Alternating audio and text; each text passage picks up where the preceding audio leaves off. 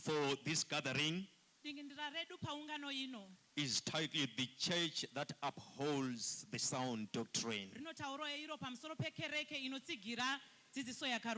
The church that upholds sound doctrine. Where we have just read, this is the letter Paul is writing to Timothy,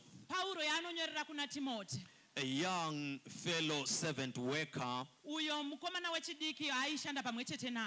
his son in faith. He is writing this letter imprisoned in Rome. Things were not that rosy on his side. Things were not working out. Things were bad because he is imprisoned as the preacher of the gospel. So in this context, as he is imprisoned, there is something of interest that the gospel was not in chains. Though he was in chains, but the message of the gospel was not in chains. Though he was going through a rough patch, but the message of the gospel was at liberty to reach out, regardless of his situation. So he is writing this letter. He was about to be martyred because of the gospel of Christ. So in that very context, though his life was in danger, though his life was threatened, but the message of the kingdom was not in chains. The message of the kingdom was not in prison. He wrote this letter to reach out to Timothy. Though I'm about to depart, though I'm about to go, because during this time he was in a bad space such that even the support system, day by day, he was losing out the support system. He was losing out the support system. Even those who walked with him at this stage, some they neglected him. But though he was in a bad space, but he wrote this message to Timothy, the young fellow servant. I want to submit this to us as we are introducing the theme of the church that upholds the sound doctrine. Usually, the last words when someone is about to go, they are of importance. They are of importance. So these were the last words when he was about to depart. And in his last words, he emphasized so much where we have extracted, where we have taken our theme scripture of the church that upholds sound doctrine. When we talk of the doctrine, we are talking of the set of beliefs or a set of teachings. Usually they influence behaviors, they influence conduct, they influence thinking process, they influence behavior, they influence manners. You are what you are because of where your faith is anchored, because of your belief system.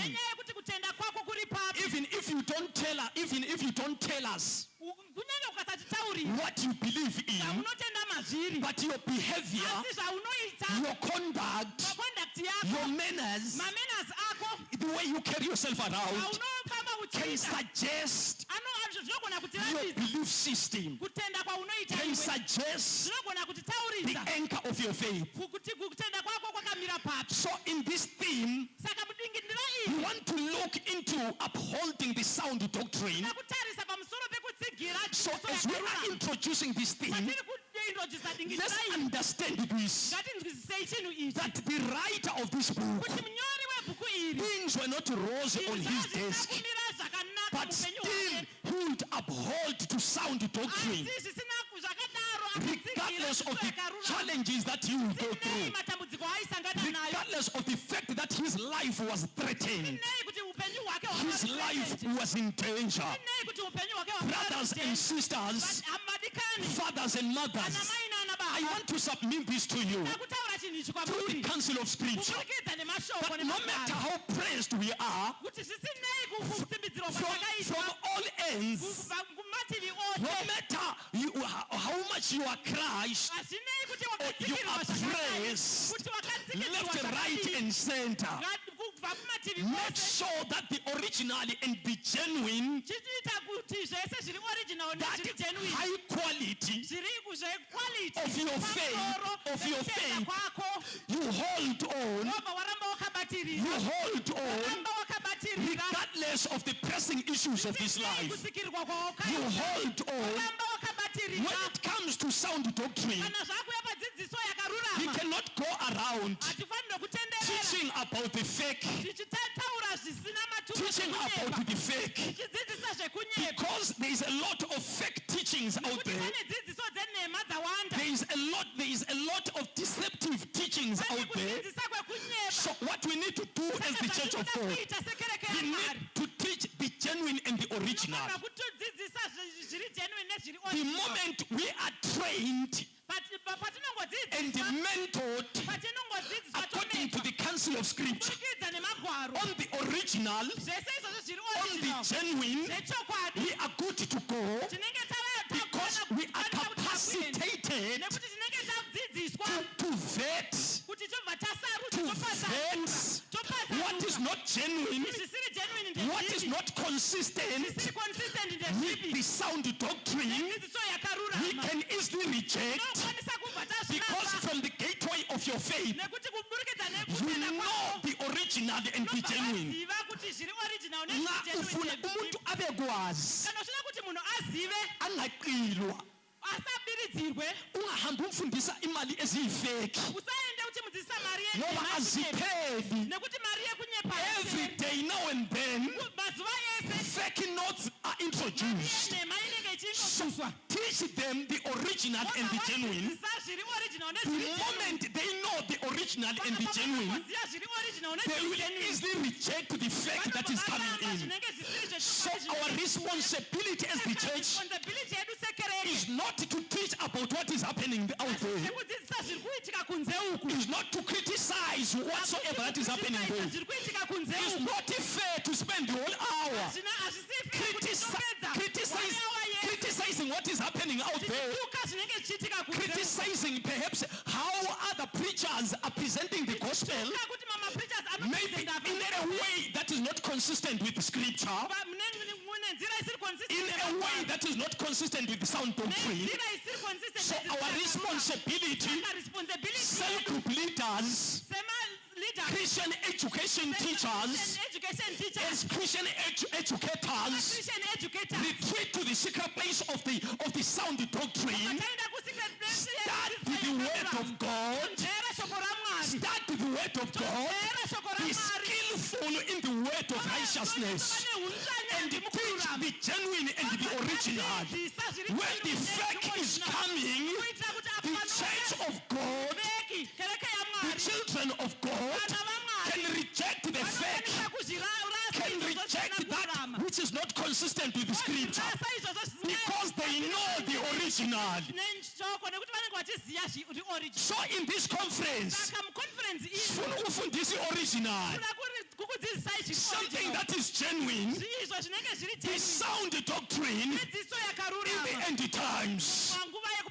You are a summary of your belief system. You are a summary of the impartation of the teachings that you received over years of consistency. So as the church of God, it is our responsibility to preach sound doctrine. To preach sound doctrine. What is sound doctrine? Sound doctrine is about the teachings that are consistent with the truth of the word of God. With the truth of the word of God. Without compromise. So as we continue to explain scripture, Paul says to Timothy, I charge you in the presence of God and of Jesus Christ. So this is a charge. It says, who is to judge the living and the dead? Barcelona indaba leyi serious. Before the departure of Paul, he gave this charge to Timothy that though I'm about to go, but I give you this charge. Because the moment you get hold of this charge, we know that the church of God will be built according to sound doctrine.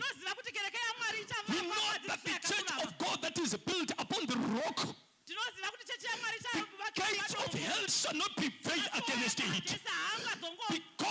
Because of the sound doctrine. He says, I charge you in the presence of God and of Jesus Christ. It's a charge. Allow me to say this to you. This is a charge to each and every one of us. And this charge, number one, it says, preach the word. In upholding the sound doctrine, let me submit this to us.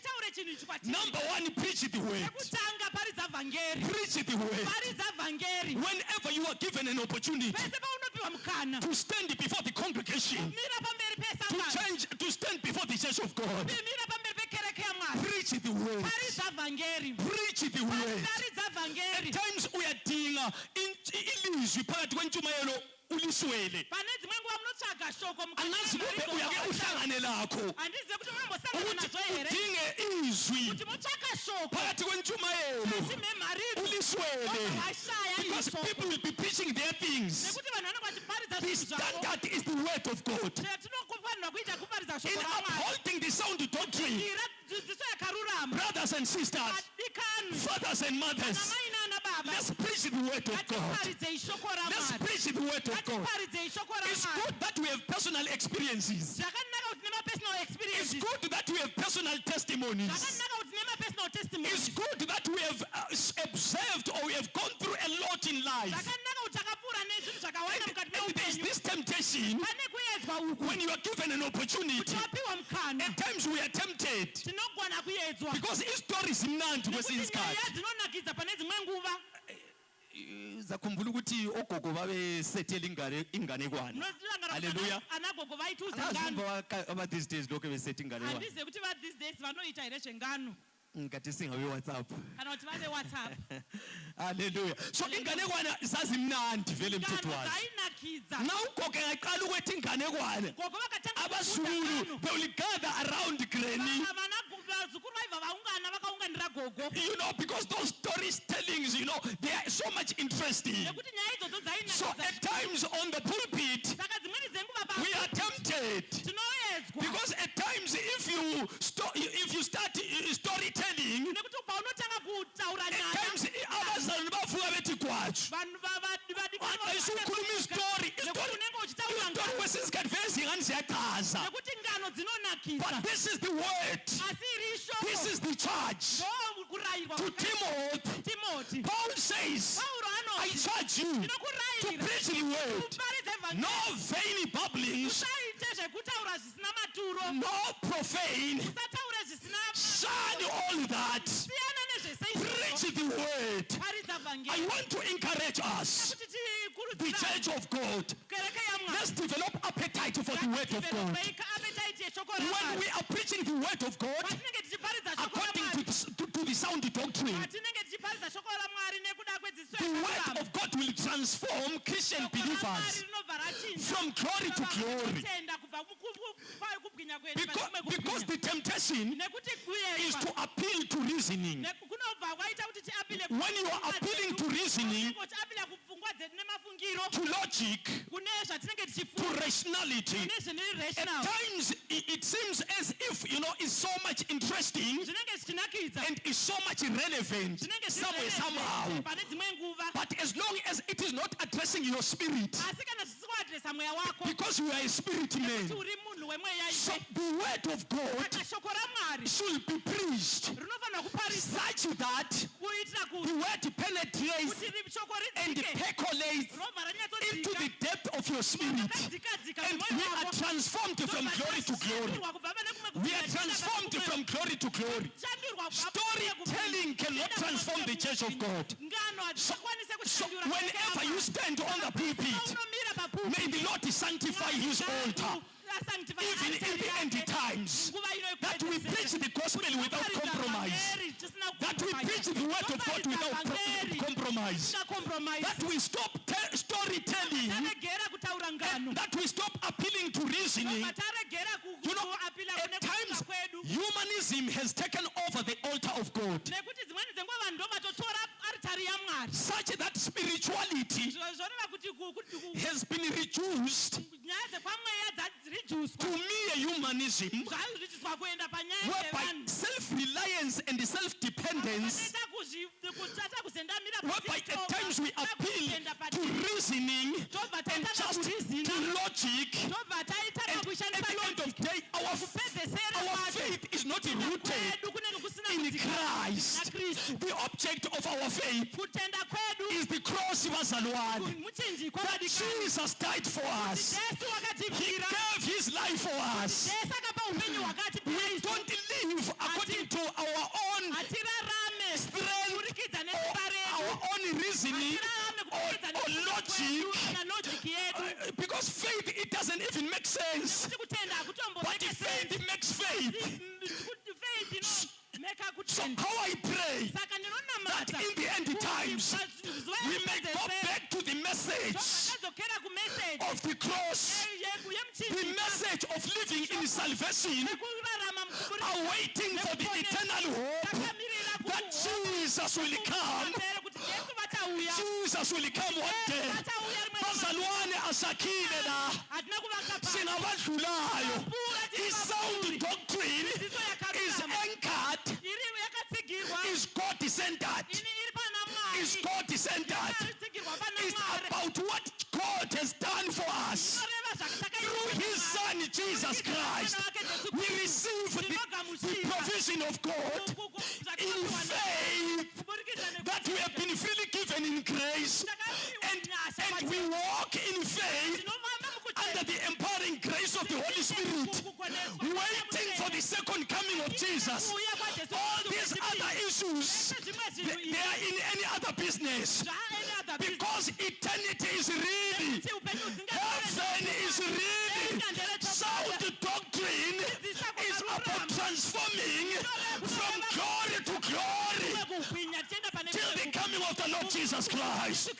Bazalwane, asisoke sihlale lapha ngokuphela. Kungaze kube mnandi kangakanani. Do you know a sound doctrine? Kumele icommand from the inner space to the outer space. From the inner space to the outer space. If you conquer in the inner space, you have conquered the outer space. That's why Paul was imprisoned on the outer space. He seemed to be in despair, or things are not working out. But in the inner space, he is more than a conqueror through Christ Jesus. That's why though he is imprisoned, he is in Rome, but in the inner space, he is more than a conqueror. He is more than a conqueror. I want to submit this to us. You may be sick, you are not well in your body, you may be begging for life. You know, isikolo sivulwa awunamali yefees one you are conquered on the outer space but never allow the troubles of this present time to separate you from the love of God. Singaze sibandezelwe bazalwane uPaul yena lofanayo uthi siyabandezelwa ingazonke kodwa asikifizwa siyanyathezelwa phansi kodwa kasidideki asiphelelwa lithemba ngoba umkhulu kithi kulalo sezweni. In the name of Jesus Christ, preach the word of God. Preach the word of God. What will take us to heaven is not storytelling, but is the word of God. Preach the word of God. Preach the word of God. So you cannot preach the word of God that has not transformed your life. So I want to encourage you that you study the word, that you meditate upon the word of God. You study the word, you meditate upon the word of God. Joshua 1 verse 8, that this book of the law never depart from your mouth. Meditate upon it. Meditate upon it day and night. You will make all your ways successful. So you don't start by trying to be successful on the outer space, yet you are conquered in the inner space. So meditate upon the word. Phekwa ilizwi. Pheka ilizwi.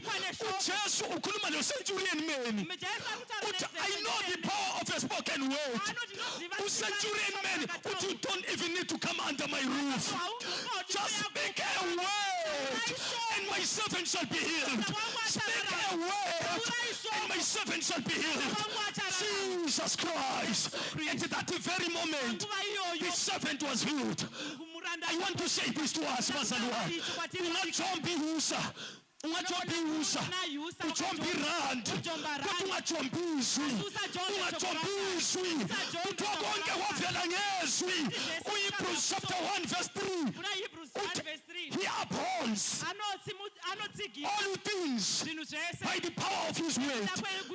Ubamba into zonke amandla ezwi lakhe, amandla ezwi lakhe ubamba into zonke amandla ezwi lakhe.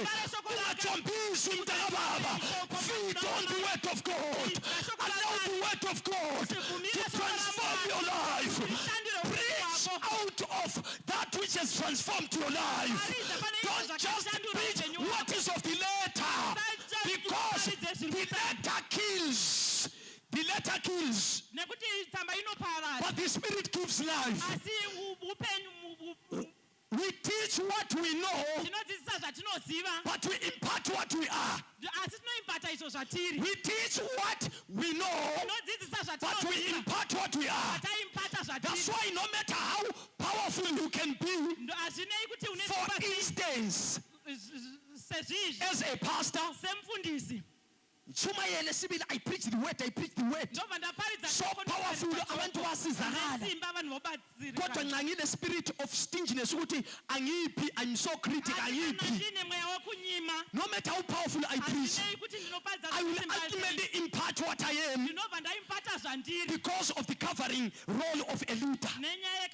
So you'll find very powerful sermons, but in the basket there is nothing, because I teach what I know, but I impart what I am. So when it comes to the word, to preaching the word,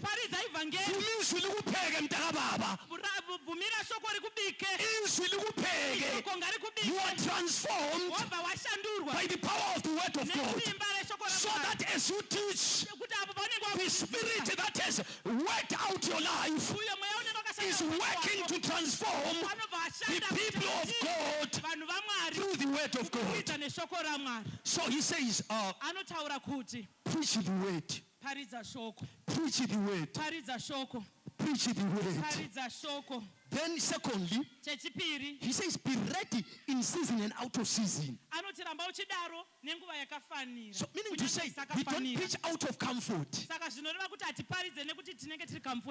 We don't start the word, or we don't receive the word of God, or we don't come for fellowship out of comfort.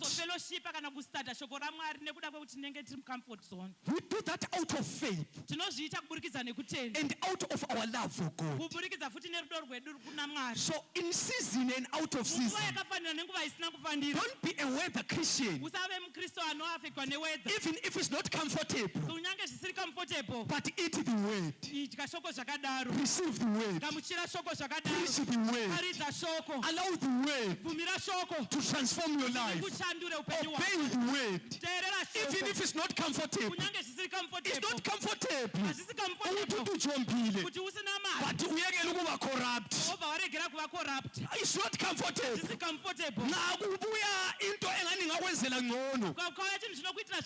You feel like giving in, but because in season and out of season, we preach the word, we eat the word, we live the word. Even if it's not comfortable, I will shun evil in the name of Jesus.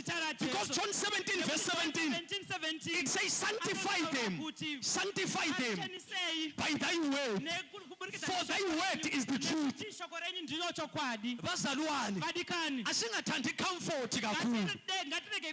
Do you know this letter Paul was addressing as well as the purpose of people, perseverance in times of suffering? Things were bad on his days. He is in prison. He was not comfortable. I am asking myself, Omunye is not even in prison, but right now is bitter about God because of unemployment, because of the business that is melting down, and they are bitter about God, and some they have backslidden. But someone is in prison, but is not bitter about God. He is preaching perseverance, even in suffering. So we preach the word in season and out of season, even if it's not comfortable. We are approaching winter season. We come to church, we attend all-night prayers in season and out of season. If you are in Zimbabwe, our economy perhaps is not performing well, but we give even if our economy is melting down. We still give, because in season and out of season, in the name of Jesus Christ, we do that out of faith, not out of feelings, not out of emotions. We don't preach out of emotions, Bazalwan. We don't preach out of feelings, Bazalwan. They will agree with me, abafundisi. Do you know since kati bezoshumayeza? Bechumayele so thina sithi sisizakele. Bela utshela kwesinye isikhathi awayebedlula phakathi kwakho. You will be so much shocked. Why? Because out of faith and love for God, we preach the word in the name of Jesus Christ, in season and out of season. Then he says, reprove, rebuke, and exhort with complete patience and teaching. So he says in that process of teaching the word, in that process, make sure that as you preach in season and out of season, you rebuke, you reprove, you exhort. So in the we need to rebuke. Allow the word of God to rebuke you. If you don't allow the word of God to rebuke you, you will not grow in your faith. So allow the word to rebuke you. Allow the word of God to kick out or to flash out certain habits that does not glorify the name of the Lord. Allow the word of God to flash out that anger. to flush out that bitterness, to flush out whatever that is not of God. Allow the word of God to rebuke you in the name of Jesus. Allow the word of God to rebuke that lifestyle. If you read in the book of Galatians chapter 5 from verse 19, it talks about the works of the flesh, that whosoever does such will not inherit the kingdom of God. So in Romans chapter 6, Paul says, what shall we say then? Shall we continue in sin that grace may abound? What forbid? How shall we that are dead to sin live any longer therein? So in the preaching of the gospel, we need to rebuke whatever that is not consistent with the sound doctrine. We rebuke it in the name of Jesus. The grace of God is not the qualification that you can live anyhow and say we are in grace. How can we continue in sin? Paul says, God forbid. The grace is not a license that we live anyhow. Ephesians 2 verse 8 and 9.